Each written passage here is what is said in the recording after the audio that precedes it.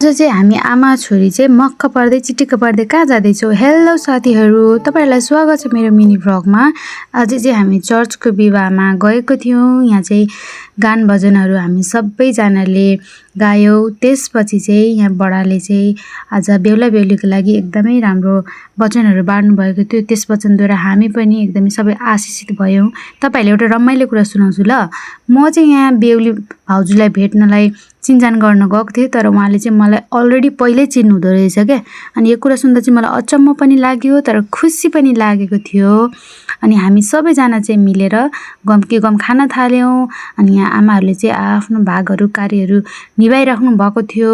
अनि त्यसपछि मलाई पनि एकदम भोक लागेको थियो। अनि मैले पनि खानेकुरा लिएर अनि मैले पनि मजाले खाएँ है। साथीहरू यस्तो मिठो भएको थियो। हामीले चाहिँ हेर्न मिठो खायौँ, तर आमाहरू चाहिँ यहाँ पसिना पुस्दै मुखमा यति मिठो हाँसो राख्दै चाहिँ यति धेरै गरिराख्नु भएको थियो कि गर्मी यस्तो धेरै थियो। पसिना पुस्दै पुस्दै कामहरू गरिराख्नु भएको थियो। यो दृश्यले चाहिँ मलाई साह्रै मन छोएको थियो।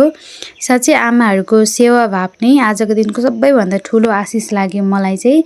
आमाहरूले सबैले यति धेरै कामहरू गर्नुभएको थियो। परमेश्वरले सबैले आशिष दिउन्। जय मसीह।